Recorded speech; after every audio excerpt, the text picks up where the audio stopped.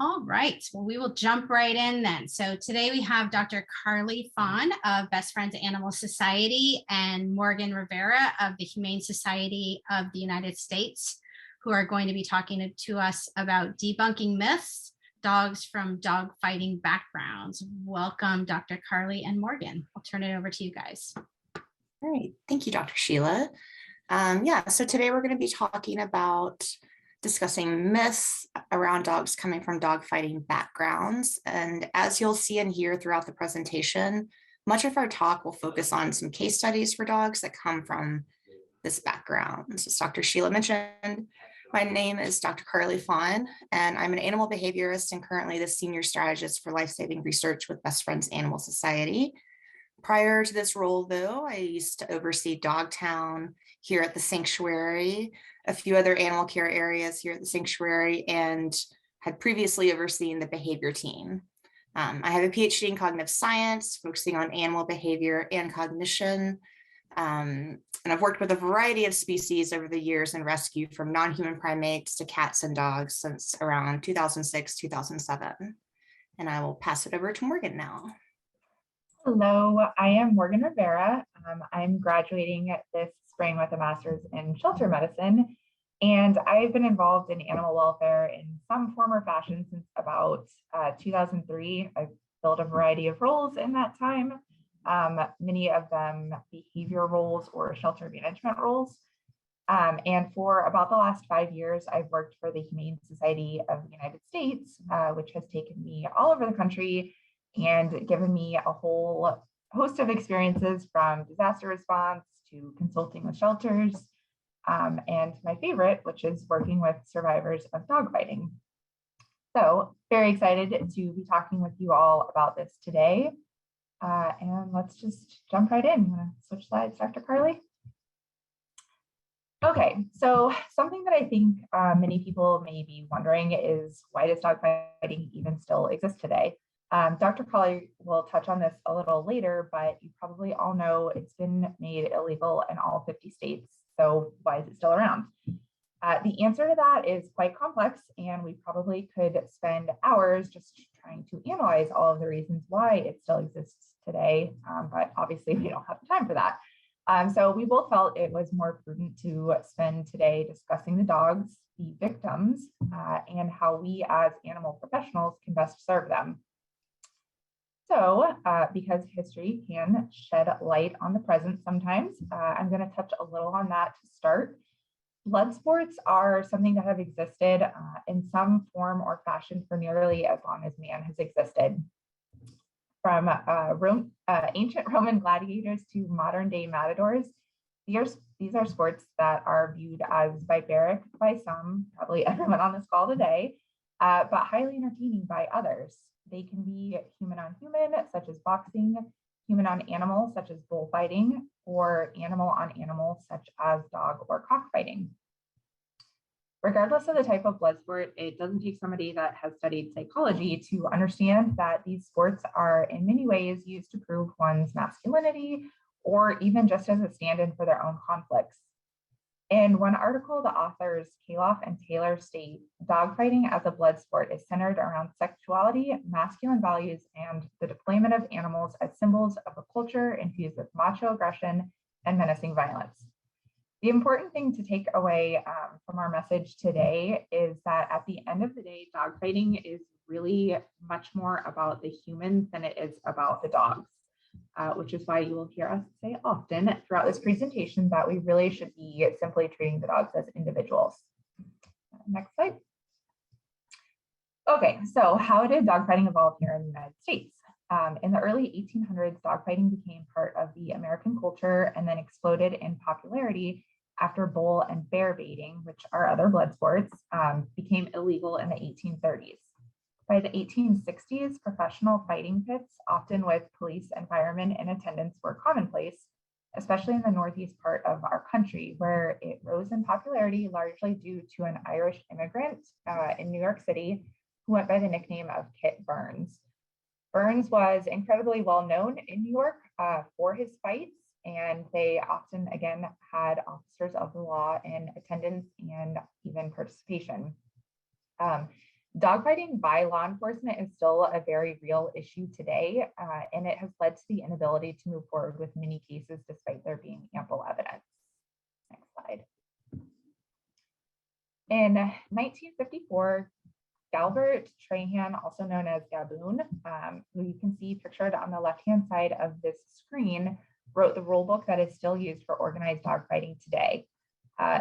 Take note that his bio says lifelong law enforcement. His rules are known as the Cajun rules and are simple, and in a summary written by Mitch Kemmer, son of the infamous dogfighter Norman Kemmer, he states, the rules are basically common sense and meant to allow either dog the opportunity to stop the combat at any point that he, the dog, has had enough. Remember, this is a sport, and as long as all parties involved conduct themselves like gentlemen, it will remain so. So that's pretty cringeworthy, right?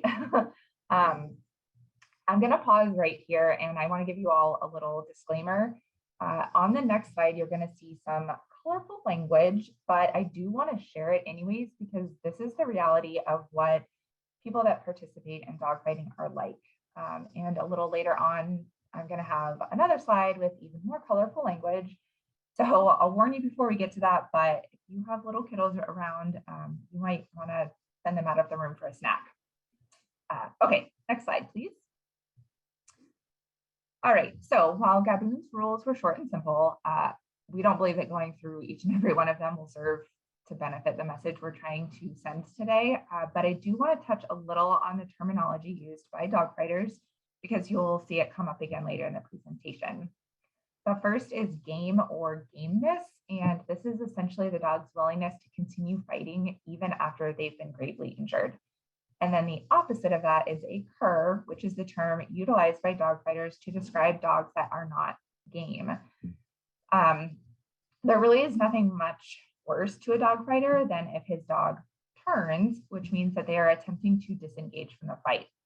At that point, they are usually deemed a cur, and it's not uncommon for them to be killed, often in a brutal manner, in an attempt by the owner to regain some of their lost perceived masculinity. So the picture on the right-hand side of this slide is actually a screen cap from a known dogfighter sharing with his friends what it takes to be part of the game of dogfighting. So saying it again now, dogfighting is about the people, not the dogs. Next slide.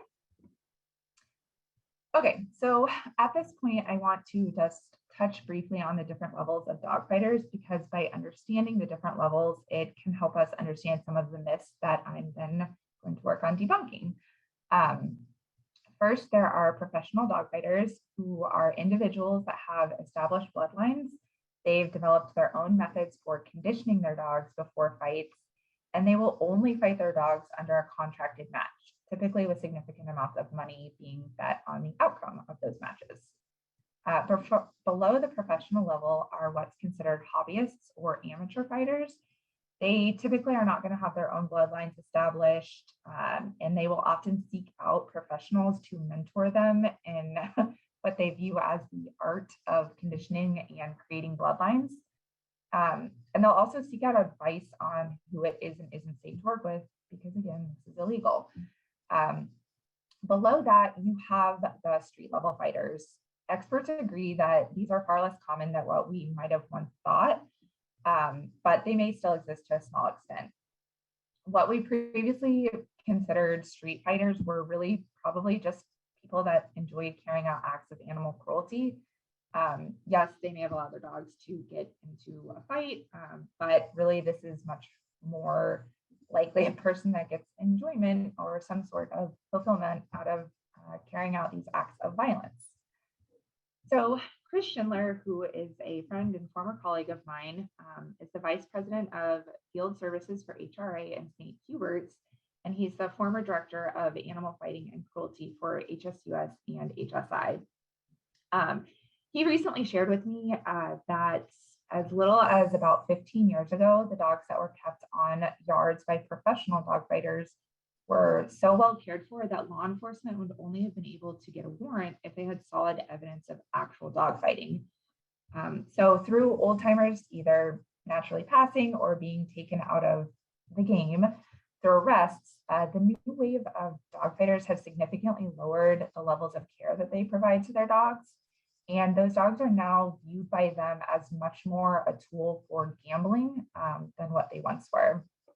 So I share that not to glorify the old days by any means, but to explain today that many times law enforcement is actually able to get warrants for improper care and other things that are easier to prove than dog fighting. Okay, next slide. So let's take a pause from all of that and do a little case study. So the dog here is Stephanie, and she was part of a seizure that we did last summer in North Carolina. The whole case is actually thanks to Stephanie and the law enforcement officers that found her. So they had just taken a course where we teach about identifying the signs of dog fighting. And they were out at a property with a drug-related search warrant and noticed signs that were indicative of dog fighting. So they actually asked the owner if he wanted them to take two of his dogs that were in really poor condition, Stephanie being one of them, to the vet for him. And the defendant, so confident that he was smarter than the police and they wouldn't have noticed all of the very obvious signs of dog fighting, told them to go for it. So according to him, Stephanie was his favorite dog. And despite that, when she arrived at the shelter, she was a body condition score of 2. So in this picture here, it was taken about 2 weeks after she'd been in the shelter receiving proper care, proper nutrition. But as you can see, she still has pretty prominent hip bones and ribs. So while we were doing her exam, this girl was off the walls, a total silly, goofy wrecking ball. And I'm pretty sure in that exact moment, we all fell in love with her. Next slide. So in this instance, we were extremely fortunate to promptly get custody of the dogs. And Stephanie, along with 6 other dogs, went to one of our really incredible partners, Mr. Bones & Co. Ellie, who is the president of the rescue, brought her helper dog to meet the survivors and help us get a sense for how the dogs may do with other dogs. So I'm going to call myself out here because I actually allowed what the defendant said about her being his favorite to color how I went into the meeting between the helper dog and Stephanie. We did put a muzzle on her just in the name of safety and caution. And I was expecting it to be a very short interaction. And I thought that she was going to show us that she would not do well with other dogs. But she pretty instantly proved me wrong. She went up to the helper dog and was basically like, oh, hey, so you're friends with these people. I like these people. Cool, let's hang out. So shame on me for giving her history too much weight and not looking at the dog in front of me. So I just want to say it all again. Dogs are individuals. Get to know them. Get to know the dog right in front of you. So pretty quickly, Ellie was like, yeah, this girl's coming home with us. So Stephanie went on to be fostered by a lovely couple that live in Brooklyn, where she thrived visiting dog parks and pretty much stole the hearts of everyone that met her. So while it's probably safe to assume that she was the favorite of the defendant for nefarious reasons, she immediately proved to all of us that she's an absolute comedian and full of nothing but love and laughter. Ellie was a little concerned that her sweet gray muzzle might make it a little harder for people to view her as the spunky, fun-loving girl that she is, but I'm really proud to tell you all that she has been adopted by a family that I believe live on Long Island. Don't quote me on that. And they have a daughter with autism that is now Stephanie's best friend in the world. And the dad is also a police officer, which I think is pretty special. Her story kind of came full circle. So Stephanie is nothing if not a prime example of why we need to look at the dog that is right in front of us. Okay, next slide. All right, so let's get back to business and focus on some of the myths. One of the big myths around dog fighting is that the dogs enjoy it. In fact, flourishing is a concept that is used by some dog fighters to defend their sport. Their stance is that fighting is in the nature of pit bulls, and that by not allowing them opportunities to fight, you are not allowing them the ability to express their truest selves. It's pretty ridiculous. Free-roaming dogs obviously never organize themselves into fights the way that fighters do. And yes, dog fights do occur by both street dogs and owned dogs of all breeds alike. But the organized manner in which dog fighters carry out the sport is not naturally occurring. In fact, professional dog fighters often have to breed litter after litter of dogs just to get one that exhibits the traits that they are looking for. There was an infamous dog fighter that actually went and dug up a bone from a grand champion named Jeep. And he took that bone to different labs around the country in an attempt to have the dog cloned. So despite spending tens of thousands of dollars, he was unsuccessful. And today he actually has the stuffed corpse of one of Jeep's offspring in his home. In another incident, a confidential informant witnessed one dog fighter kill over 20 dogs in one day because they were not displaying the traits he sought, and he was frustrated for having bred so many litters and not producing any dogs that he deemed capable of fighting. So I share those gruesome stories to hopefully illustrate for you the great lengths that professional dog fighters will go to just to get one or two dogs that will participate in fights for them. So to say that nature or fighting is in their nature is simply wrong. Next slide. Will Grigsby, a professional boxer turned dog fighter, once said, "To me, it's just like boxing. It's cruel if you put a pit bull on a poodle or a pit bull on another pit bull that don't want to fight. But if you have two dogs that weigh the same amount in an organized fight, well, that's just like boxing." So this is clearly an example of a fighter that believes that by fighting his dogs, he's allowing them to flourish. The truth is there's a complete range of personalities in fight bust dogs, the same way there's a complete range of personalities for all dogs. I have met many survivors over the years, and actually every single dog pictured in this presentation is from a fighting case. And I personally have had the honor of sharing my home with some spunky young dogs, but also some old, lazy mamas that come from fighting cases. Next slide.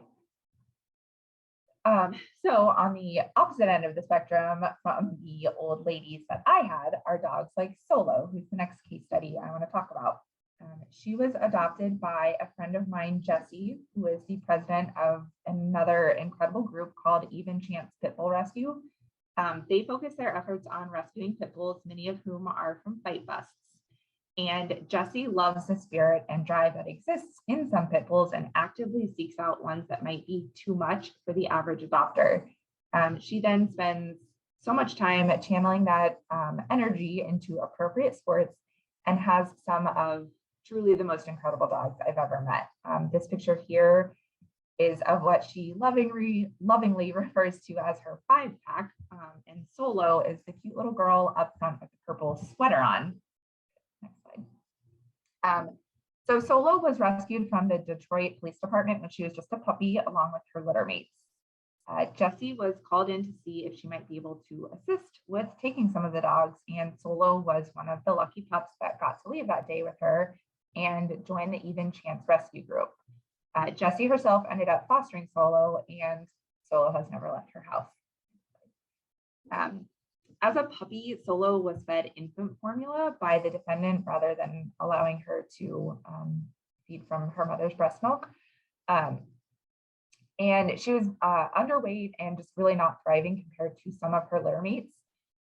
In the beginning, she was not a good eater, and it took quite a while for Jessie to get her GI issues under control. But today, as you can see, this girl is thriving. So Jessie says that Solo's actually taught her an awful lot about training and the need to go slow and meet the dog's needs that are right in front of you. Solo is a sensitive little lady, and she would fold under pressure. Despite being incredibly smart, she needs to learn things at her own very careful pace. And due to her, or because of her, Jessie learned how to free shape, which is pretty darn pretty cool to see. So today, Solo has a roster of tricks that is quite long, including sit, down, stay, climb, orbit, sit pretty, go around, go through, go over, play disc, flip for the disc, and a whole bunch more that I'm sure I'm forgetting, but the list is very long and very impressive. So next slide. So I wanted to end on this picture here of Solo with her family because they are an incredible example of what it means to treat each dog as an individual. Punk is the little girl on the left-hand side, and she was part of a case with the ASPCA and was in their custody in a temporary shelter for years where she was deteriorating, not due to having her needs met. Euthanasia was being considered for her due to her poor quality of life, but they agreed to allow Jessie to foster her in witness protection. And it took 3 years before her hold was released by the courts and she was able to officially be adopted. Next to her is Simon, who was adopted as a puppy and then years later was quite tragically found in the apartment with his owner who was deceased due to a gunshot wound. So Simon is pretty strongly dog aggressive, but as you can see here, he's learned how to happily live with other dogs thanks to Jessie's unwavering devotion to dogs from her rescue. And then you have tiny little Luna, and I am madly in love with this little girl. I've watched her matrix across the fence and balance on top, attempting to catch squirrels. So she has a heck of a prairie drive and she can't be around puppies, but she's an amazing helper dog. And then next to her, you have Solo and Zephyr. Zephyr is on top, and he is quite the wonderful, distinguished gentleman at 13 years old. His people absolutely come first, and he's pretty indifferent towards other dogs, but little Solo is able to get him to play every now and then. So take it from Jessie with even chance. This gorgeous crew right here is a prime example of why it's really crucial to treat every dog as the individual that's right in front of you and look at their specific needs. And before Dr. Carley advances to the next slide, I do want to give another quick disclaimer. The slide's going to have some colorful language. I apologize in advance, but I think it's prudent to the conversation. So next slide. All right. So let's talk about what is likely the most prolific and damaging myth of them all, bait dogs. Plain and simple, this is a myth. Chris Schindler, who I mentioned earlier, has at this point in his career literally investigated thousands of dogfighting cases and says that not one single time has he found a shred of evidence to indicate a dog was used as bait. Even confidential informants and members of law enforcement that have been embedded in fighting operations for months, sometimes even years, report zero instances of a dog being used as bait. Bait dogs would serve absolutely zero purpose for dog fighters. They are never going to engage their dogs in a fight if it isn't a contracted match with a dog of the exact same weight where money is being bet. Remember, dogfighting, like other blood sports, exists not just to show off the owner's masculinity, but to hopefully win those owners lots of money. So, in fact, that brings me to the image on the screen. I can let the dogfighters themselves debunk this myth. It's a little hard to read because the text is small, but the picture you're seeing is a screen grab from a messaging board dedicated to dogfighters under the guise of discussing pedigrees. One of the men shares a news article about chunking, which is a myth that is just so ridiculous. We're not even going to take the time to talk about it today. But he shares this link to the news article and then says to his fellow dogfighters, quote, "Where do they come up with this blank? I guess the bait dogs were not bringing in the donations anymore and they had to make this blank up." And then another person responds to him and says that he would love to personally cull those of us that bring him major heat. So obviously not reading their words verbatim, but you get the point. Dogfighters quite literally laugh at us when those of us in welfare perpetuate these myths. Next slide. So along the lines of the bait dog myth is the myth that all dogs with scars must have come from fighting rings. Again, this is simply false. Dogs with heavy scarring could be in this state for a variety of reasons. They may have come from an environment that was lacking in resources and it led to fights. Maybe they got hit by a car, or maybe they were just an adventurous pup and got themselves into trouble along their journey through life. But to label any dog with scars as having either been a bait dog or part of a fighting operation serves no benefit other than to perpetuate the myths and stereotypes that can literally cost dogs their lives. In a paper from 2016 by Miller et al., they state, heavily scarred dogs are often assumed to be dangerous and may be euthanized for this. Next slide. So while there are other myths that pop up in the media from time to time, such as trunking that I mentioned earlier, the final myth that we feel like is worth discussing today is that dogs from fighting rings are aggressive. In a paper by Yilmaz in 2017, it stated, pit bulls are vicious due to popularity with gangs and other unpopular members of American society. And in a different paper by Kaloff and Taylor, it stated, pit bulls who injure elderly residents or young children often come from dogfighting backgrounds. So I feel like it's pretty safe to assume that if you're here today, you have probably had plenty of experiences with pit bull type dogs that have scarring and yet are extremely friendly. I don't think that we need to convince you of that. But if we look at this myth through the lens of a dog fighter, we can even better understand why human aggression in fighting dogs is not only undesirable, but actually unacceptable. So I hope none of you here today have had the displeasure of watching hidden cam videos from organized dog fights, but I have. And if you have as well, then you know that handlers are right there in the pit with their dogs, often inches from their face, and they're cheering them on. When a referee calls a break, the handlers need to be able to actually collect their dogs and move them to the edge of the pit. So if a dog displayed any aggression towards their handlers, they're at a minimum not going to be used for breeding, but it's much more likely that they're going to be killed.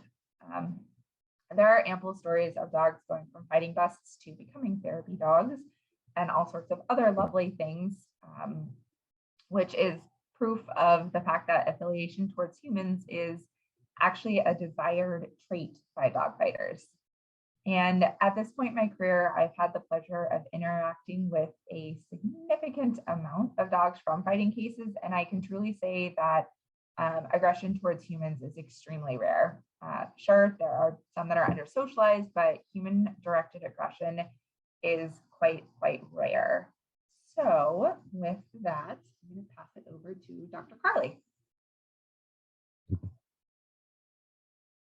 Thank you, Morgan. So we're going to switch gears now to a brief research and literature review on this topic, which we have found to be somewhat limited, especially in regards to helping dogs that come from this background. Lee et al. Identifies that even pit bull guardians feel the pressure of myths and sometimes will identify their dog as a different breed than pit bull. They argue to others that their dog is not innately aggressive. And as Twining et al. Discusses, some pit bull guardians train their dog to engage in public appropriate behaviors so others do not perceive them as threatening. As most, if not all of us know on this call, the Michael Vick dogfighting case in 2007 was heavily highlighted in the media. While a tragic situation, the ongoing media coverage likely contributed to policy changes and recognition of this horrible sport. We don't have time to go into the details of these policy changes and implementations, but ultimately what was put into place were these acts and bills that I have here on the slide. And what they ultimately mean is that it is unlawful for any person to knowingly sell, buy, possess, train, transport, deliver, or receive any animal for purposes of having the animal participate in an animal fighting venture. Specific felony penalties were included for these policies, and they would make all participation in dogfighting, including being a spectator at a dogfight and possessing dogs for the purpose of fighting, a federal felony. As a side note, spectators commonly bring their children to these events, which is also just horrific to think about. And finally, some of the goals of these acts and bills were to increase the maximum penalty from 3 years to 5 years in prison. So we were interested in how dogfighting is revealed, studied, and discussed in the academic literature. And what we found is that most studies focused on the following: how public participants responded to dogfighting videos, the interest in how dogfighting is perceived and discussed, what types or characteristics of people participate in dogfighting, whether there's a relationship between dog scarring and dog aggression, as Morgan briefly mentioned, is a myth. And again, reviews from interviews, police files, and other online reviews to better understand how dogfighting is organized, who are the key participants, and how much does this overlap with crime-related activities such as drug dealing and illegal gambling. Ultimately, we did not find much research or literature reviews documenting specific case studies, statistics on what happens to dogs once rescued from dogfighting situations, and we feel strongly that more data needs to be reported for the public and for professionals in animal welfare to better understand various circumstances surrounding dogs from dogfighting backgrounds. We argue that all dogs should be treated as individuals, even when coming from such tragic and horrific backgrounds as dogfighting. Don't make too many assumptions based on breed, and instead learn who the individual is, what are their likes and dislikes, what's exciting or potentially fearful for them when engaging in the real world. We encourage functional assessments or ongoing interactions with individual dog in a variety of settings, such as real life rooms, a home would be ideal, walking the dog around town, interacting with known people versus known people, and more. We also encourage socializing dogs with other dogs, even when coming from these backgrounds and based on your own observations.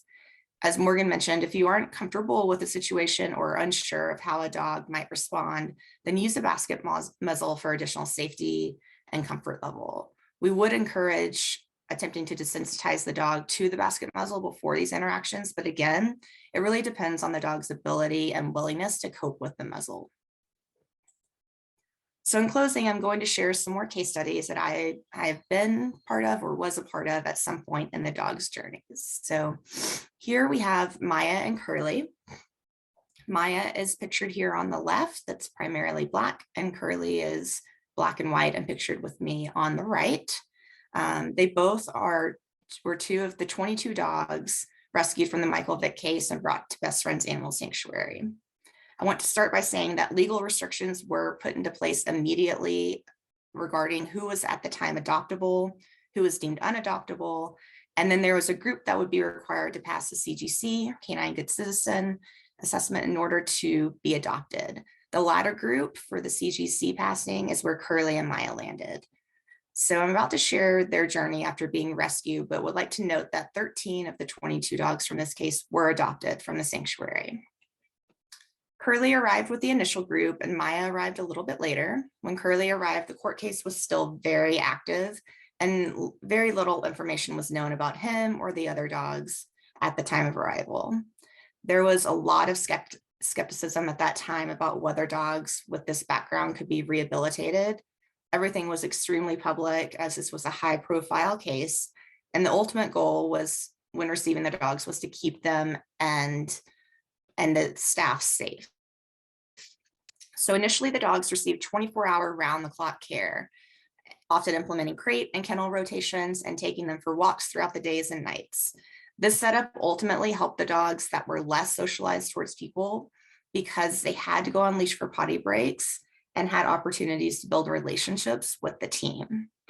But the key thing with interactions was that nothing was really done differently than when accepting any other dog to the sanctuary. Handlers and trainers observed and took notes about each dog as individuals and discussed and noted their reactions and responses to walking past other dogs while out and about, while walking past other dogs in kennels, and walking past other people.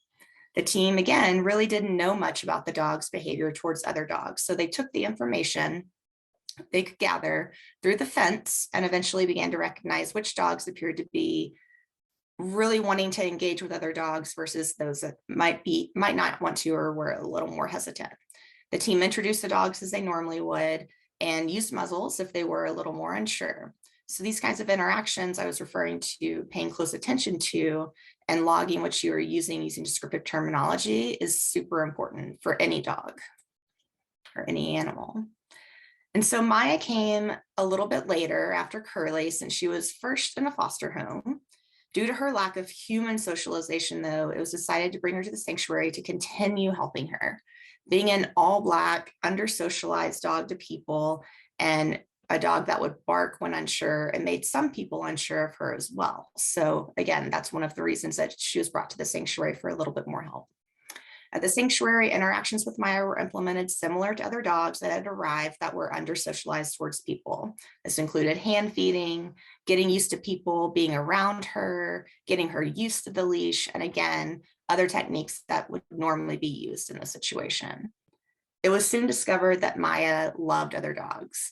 After moving Maya to be an office dog and her former dog office mate was adopted, which was actually another Victory dog, it was decided to try Curly in the office with Maya. Curly was a little more unsure of other dogs than Maya, but the team felt he needed a different environment with less commotion and stress. From then on, Maya and Curly were the Dogtown manager's office dogs and eventually my office dogs for a few years. Curly continued to be unsure of the outside environment, but together they went on walks. Here they're pictured in golf carts as they absolutely loved golf cart rides, car rides, and Maya essentially became Curly's helper dog. In the middle picture, they're wearing their little laser goggles for laser therapy. Again, those that worked with Maya and Curly and other dogs from the Vick case quickly learned about their individual personalities. While Curly was unsure of the world at times, in the office, he was a complete goofball and would really open up. He seemed to love being dressed up for various holidays, as you can see here on the left. If you left your bag on the ground, he would take it and shake it like a toy. He loved his chew bones, and so did Maya, and Curly loved his crate as well. Maya was always there for the snuggles. She was not too fond of the camera, as you can possibly tell from the picture on the right, where I really had to sneak that snapshot of her in on a walk. And she really, really loved her walks. Altogether, the initial team and the future staff treated these dogs like any other dogs in their care, meaning that they learned about previous interactions with humans, dogs, and the environment from in general, and from the notes that previous staff had left about each dog. Staff built relationships with them as they would any other dogs. The main point that came across as I was discussing Maya and Curly with Michelle Weaver, who was one of the Dogtown managers at the time the dogs arrived, was that they were simply asking, as Morgan has stated, who is the dog in front of me? What does this individual dog need, and how can I help them? Again, legal restrictions were quickly put into place regarding the outcomes for the Vick dogs that were rescued to the sanctuary. As previously mentioned, Maya and Curly fell into the group that would need to pass the CGC. And while unfortunately they never did pass all components of the CGC, we think it's mainly because of Maya's uncertainty around new people and Curly's insecurities of new environments. However, if we could have changed one thing in the legal process, Michelle and I discussed that it might be that the court reassess the legal restrictions after a certain amount of time in our care, as we felt that Maya and Curly over time most likely could have adapted to a new home, and we would have loved to give them that opportunity. So another quick case study. I know we're coming up on time, so I'll rush through this a little bit. But Saroo, who's pictured here in the bottom middle, came to us with about 6 to 7 other dogs from a dogfighting situation a few years ago. The initial receiving group did perform formal assessments on each dog, including how each dog responded to a stuffed dog. But ultimately, we really didn't have much information about each dog, as formal assessments are simply a snapshot in time and not accurate indicators of who a dog is as an individual and how that dog would truly respond in a variety of situations, especially when interacting with other dogs. So while Saroo was under-socialized with people, that meant for him, he was a little shy at first, but would quickly warm up with treats. We learned he was pretty good with other dogs while being a little selective and again appeared a little unsure at first, but if the other dog gave him a little bit of space, as his roommate Kimbra did, then he would open up and play with them, allowing several play breaks in between. So here you can see him on the right watching his roommate Kimbra interact through the fence with a neighboring dog. And I wanted to note that co and group housing of dogs with neighboring dogs as set up at the sanctuary can be tricky and challenging for some dogs. It can result in dogs running the fence line with other dogs on the other side of the fence. And sometimes we will see some redirecting between dogs that live together. However, we didn't really see this with Saroo. He wasn't as interested in the fence line as other dogs, fortunately, since Kimbra was. But him and Kimbra made amazing roommates. Kimbra was outgoing with people. She loved people, and she liked most other dogs as well. So in this situation, Kimbra became the helper dog for Saroo. And when Saroo would leave his kennel for walks or car rides, he would go about these activities much more fluidly with Kimbra by his side. Saroo wasn't with us for too long before he was adopted and is still reportedly doing well in his adopted home, as are the other dogs from this group that were adopted. Okay, sorry I went through that a little bit fast, but bringing this information all together, we have shared that dog fighting and animal fighting has been occurring for a long time and is often used to raise status and often occurs with other criminal activities. As a result, dogs that come from these backgrounds tend to carry a stigma with them that is not always true, that they are aggressive and want to fight and enjoy fighting other dogs. We continue to argue that to treat each dog as an individual. Ultimately, it is up to us to teach any animal we work with how to live in a human world, to do so through building positive relationships with animals we work with while exposing them to the real world, and sometimes needing to help them build confidence in certain situations, regardless of their backgrounds. We strongly encourage you to foster and/or adopt locally, especially trying to use foster homes to learn more about the dog in front of you, as we know that the shelter setting can still be very stressful for dogs. We realize that more data is needed on this topic, but for now, there are plenty who have their own success stories to share about dogs that come from dog fighting backgrounds. Oftentimes, if you didn't tell anyone about their history, one would likely never know. So real quick, this is just about a minute and a half video that we'd like to share from Best Friends remembering the victory dogs. So hopefully it pulls up on the right screen, and it did not. So one second.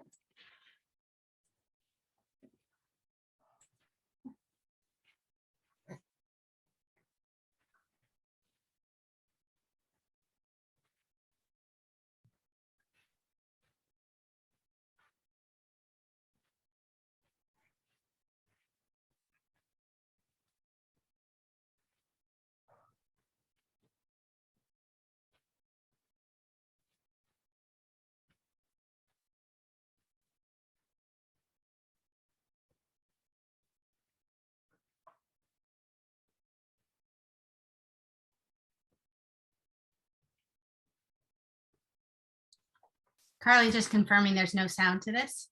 Oh no. That's okay. It's still good to look at.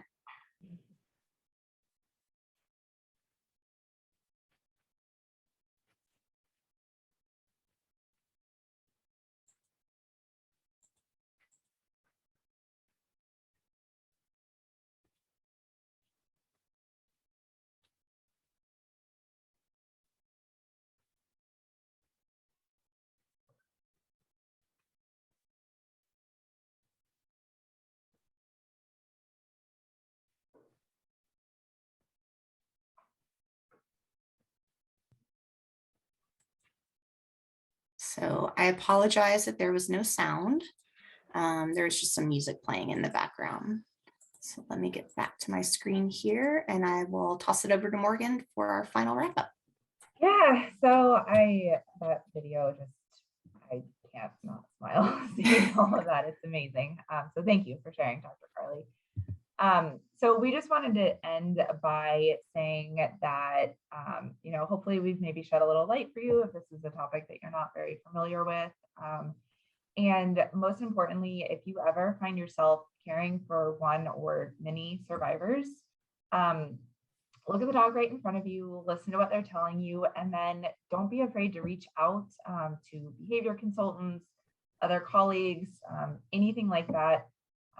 If you have questions or feel like you could use a little guidance, there's tons of resources out there and a lot of people that would be more than happy to help you with this.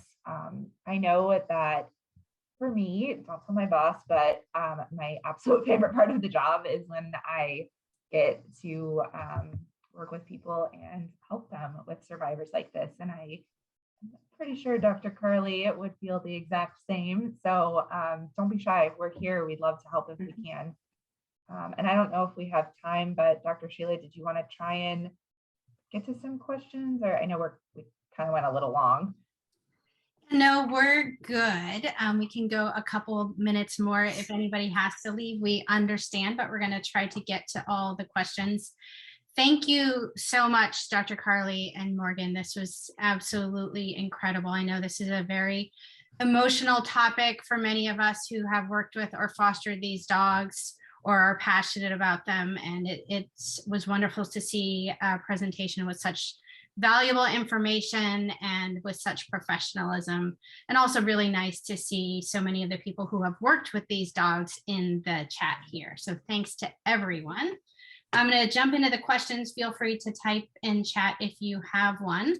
The first question comes from Heather, who wants to know, Morgan, whether you're available to provide the training for law enforcement to be able to recognize the signs of dog fighting if it were requested or someone wanted to hire you for that. I typically don't, I've never done the law enforcement training. So I have colleagues that 1000%, I would be happy to connect you with to do the law enforcement training. They're going to have even better information and ability to teach on that than I would. So yeah, reach out. I can gladly connect you and we can get a training set up for you. Great, thank you, Morgan. And can you put, your email address is right there on this screen. Can you put it in the chat too? Thank you.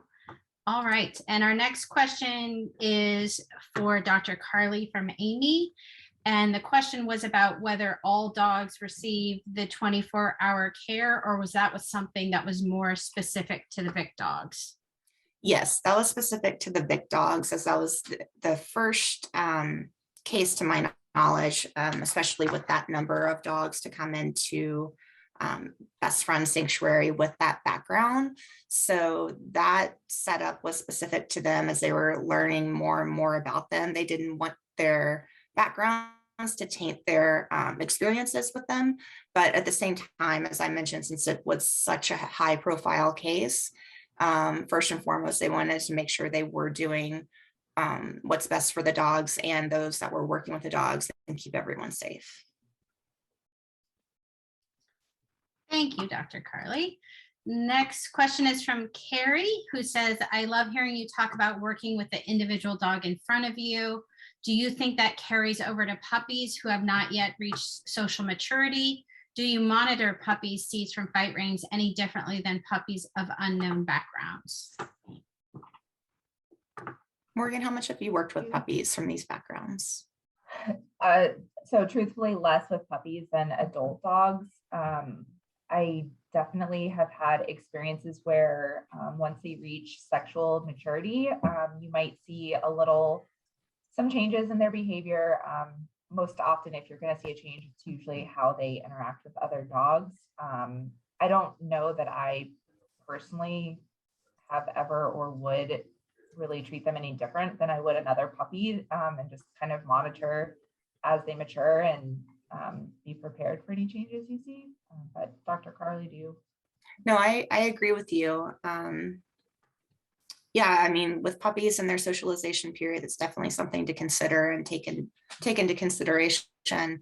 But again, working with them as individuals, exposing them to the environment in different ways is the way that I would move forward. Thank you. I know that ASPCA has done a decent amount of work with puppies. I think it was with the Missouri 500 that they had all those puppies.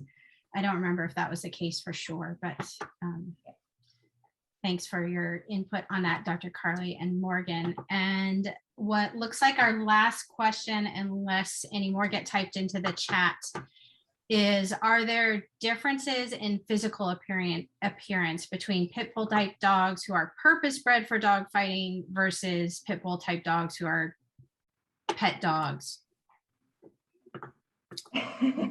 Well, we would argue that they all can be pet dogs. I'll go really fast, and Dr. Carley, you go. There is often a look to some of them. They tend to be very on the small side. I know the media would have you believe that dog fighting dogs are these giant, bulking, scary things, but dog fighting dogs typically are just really compact and little. They're usually in like the 30-pound range. So I would say in that way, yes, they may be a little different than just your average pit bull type dog. But Dr. Carley, do you feel different?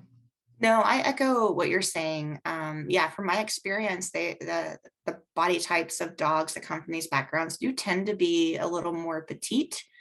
Aside from Saroo, he was a taller dog, and then another dog that came with Saroo from that background was actually very clearly a chow mix, which was interesting to receive that kind of breed and that kind of type of dog. It's typically, from my experience again, and what I've read and learned about pit bull type dogs, but I echo what Morgan said and agree. And it's not uncommon for dog fighters to have house dogs. So sometimes you will see those being the bigger, larger pit bulls, and they might use those purely for breeding, purely as an income stream. So those might be the larger, more dramatic looking dogs. But yeah, they tend to be on the little side. The dog fighters are going to pair their dogs based on weight, so they actually pay very close attention to the size that their dogs are. Thank you. And I think if you think about it, these dogs are athletes, not the type of athletes we like to think of, but they're athletes. And so those big heads have poor air exchange and are less efficient. So, these are dogs bred for a purpose. And while a dog who is smaller without that big head, who looks like a pit bull type dog, is more likely to be a purpose bred dog, it could still just be a pet dog that happens to look like that, because that's an efficient dog that genetics is going to lean towards, if that makes sense. Mm-hmm. Yeah. All right. Thank you so much, Dr. Carley and Morgan. This has been a wonderful presentation, and thank you everyone who has joined us. We appreciate you all and hope to see you all next month. Thank you. All right. Thank you, everybody. Bye.